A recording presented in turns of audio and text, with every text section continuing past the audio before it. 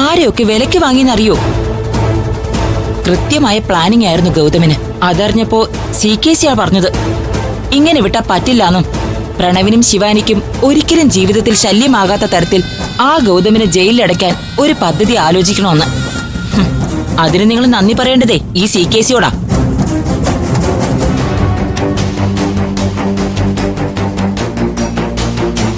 ആലോചിച്ച് തലപ്പം കടുത്ത കൈയായി പോയി, അത് ഞങ്ങൾക്കും അറിയാം. പക്ഷെ പ്രണവിനെ തട്ടിക്കൊണ്ടുപോയി ഒളിവിൽ താമസിപ്പിച്ച് അതിന്റെ പേരിൽ ഗൗതമിനൊരു ശിക്ഷ വാങ്ങിക്കൊടുക്കുക എന്നതിനപ്പുറം മറ്റേത് പ്ലാനും തയ്യാറാക്കിയാലും ഗൗതം അതിൽ നിന്നും തലയുരും.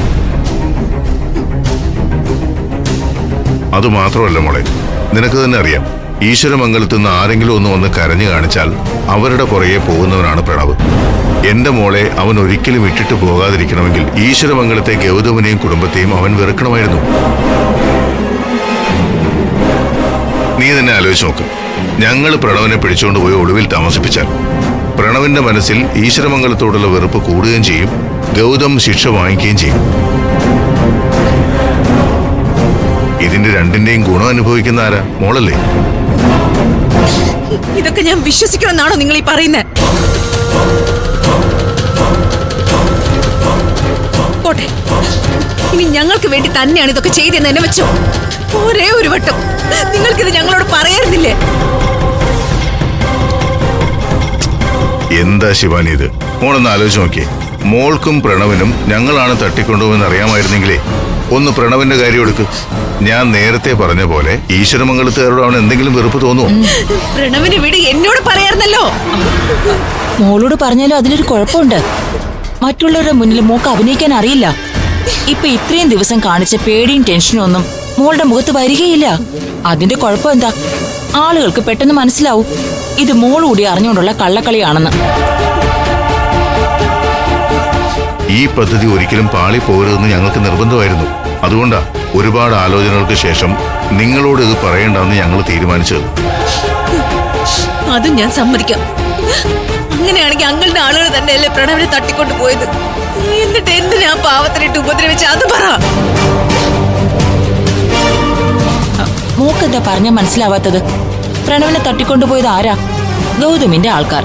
ചെറിയ തോതിലൊന്നും ഉപദ്രവിച്ചില്ലെങ്കിൽ പ്രണവിന് ഗൗതമിനോട് പക തോന്നൂ. എന്നിട്ടും ഞാൻ അവന്മാരോട് പറഞ്ഞതാ, എന്റെ മോന് തുല്യമാണ്, അവനെ ഒരുപാടൊന്നും വേദനിപ്പിക്കരുതെന്ന്. അറിയോ മോൾക്ക്? ഗുണ്ടകളല്ലേ, ഒന്നോ രണ്ടോ തട്ട് തട്ടിക്കാണും. പക്ഷെ അപ്പോഴൊക്കെ അവര് പ്രണവിനോട് ആവർത്തിച്ച് പറഞ്ഞുകൊണ്ടിരുന്നത് ഇത് ചെയ്തത് ഗൗതവും നിധിയാണെന്നാ. അതിന്റെ ഗുണം എന്താണെന്നറിയോ? ഇനി ആ നിധിയോ ഗൗതമോ തലകുത്തി മറിഞ്ഞാലും നിന്നെ ഉപേക്ഷിച്ച് പ്രണവ് അവരുടെ കൂടെ പോവില്ല. നമ്മൾ ചെയ്തത് തെറ്റായിപ്പോയി ജ്യോതിർമേ. എങ്ങോട്ട് പോണോന്നറിയാതെ വഴിയിൽ നിന്ന് ഇവരെ കൂട്ടിക്കൊണ്ടുവന്ന് അഭയം കൊടുത്തതൊക്കെ.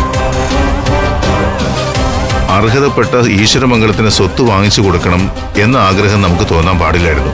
അവിടെയാണ് നമുക്ക് തെറ്റിപ്പോയത്. മോളൊന്ന് ആലോചിച്ച് നോക്ക്. പ്രണവിനെ കൊണ്ടുപോയി പൂട്ടിയിട്ടിട്ട് ഞങ്ങൾക്ക് എന്ത് പ്രയോജനം? ഞങ്ങൾക്ക് എന്ത് ലാഭം? ആലോചിക്കുമാണ്. പ്രണവിനെ തട്ടിക്കൊണ്ടുപോയി ഒളിവിൽ പാർപ്പിച്ചെന്ന് കരുതി എനിക്കോ ജ്യോതിർമയ്ക്കോ എന്തെങ്കിലും കിട്ടാനുണ്ടോ? 5 പൈസയുടെ ലാഭമുണ്ടോ? പിന്നെ എന്തിനു വേണ്ടി ഞങ്ങളത് ചെയ്യണം? എന്തോ എനിക്ക് നിങ്ങൾ പറയുന്നൊന്നും ഉൾക്കൊള്ളാനാവുന്നില്ല. ഒരുപാട് ആഗ്രഹങ്ങളായിരുന്നു മനസ്സിൽ. ഗൗതമിനെ എന്നേക്കുമായി നിങ്ങളുടെ ജീവിതത്തിൽ നിന്ന് ഒഴിവാക്കിയെടുക്കണം. നിധിയുടെ കാര്യം പിന്നെ വസുന്ധര നോക്കിക്കോളും. പിന്നെ നീ ആരാ? ഈശ്വരമംഗലത്തെ ഒരേ ഒരു മരുമകൾ. പ്രണവോ നിന്നെ മാത്രം വിശ്വസിച്ച് നിന്നെ മാത്രം സ്നേഹിച്ച് ജീവിക്കുന്ന തലയെടുപ്പുള്ള ബിസിനസ്മാനായ നിന്റെ ഭർത്താവ്. പക്ഷേ ആ നിധി അവള് സർവ്വതും നശിപ്പിച്ചു കളഞ്ഞു. ആ നിധി വീണ്ടും വീണ്ടും നിന്നെ തോൽപ്പിക്കാണ് മോളെ. നീ അതെങ്കിലും ഒന്ന് മനസ്സിലാക്ക. എന്തായാലും ഞങ്ങളിപ്പോ തെറ്റുകാരായി. നല്ലത് ചെയ്യാൻ ഇറങ്ങി പഴിയും കേട്ടു. ഇനി ഞങ്ങൾക്കൊന്നും പറയാനില്ല മോളെ. ഇറങ്ങിപ്പോകാനാണ് തീരുമാനമെങ്കിൽ ഇറങ്ങിപ്പോയിക്കോ.